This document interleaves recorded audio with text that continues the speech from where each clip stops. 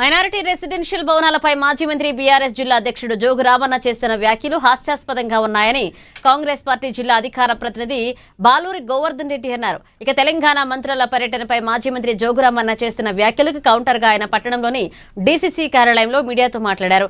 గతంలో స్కూల్ భవనాల నిర్మాణాల కోసం కేంద్రం వాటా 60%, ఇక రాష్ట్ర వాటా 40% నిధులను వెచ్చించాల్సి ఉంటే కేంద్రం నుంచి వచ్చిన నిధులను వేరే వాటికి ఖర్చు పెట్టారని ఆరోపించారు.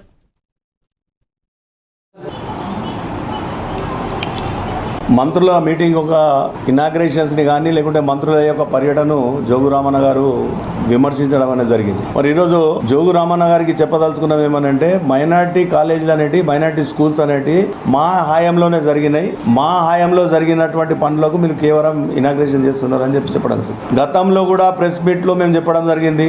టెమ్రీస్ అనే కాలేజెస్ కానీ స్కూల్స్ కానీ ఏవైతే శాంక్షన్ అయినాయో, ఎస్ అవి కేసీఆర్ హయాంలో అయినాయి అని చెప్పి మేము ఖచ్చితంగా ఒప్పుకుంటాం. కానీ మైనార్టీ స్కూల్స్ కొరకు, మైనార్టీ కాలేజీల కొరకు కేంద్ర ప్రభుత్వం 60%, రాష్ట్ర ప్రభుత్వం 40% కాంట్రిబ్యూషన్లో ఈ స్కూల్స్ అన్ని కూడా కంప్లీట్ చేయాలి అని చెప్పి ఉంది. మరి గడిచిన 5 సంవత్సరాలలో అంటే 2018 నుంచి 23 వరకు కేంద్రం నుంచి వచ్చినటువంటి 60% నిధులను సొంత ప్రయోజనాల కొరకు, అంటే వేరే ఇతర వర్గాల కొరకు కేంద్రం నుంచి వచ్చినటువంటి డబ్బులను డైవర్ట్ చేయడం వల్లనే ఈరోజు ఆ స్కూల్ యొక్క పనులు పూర్తి కాలేదు అని చెప్పి తెలుసుకోవచ్చు.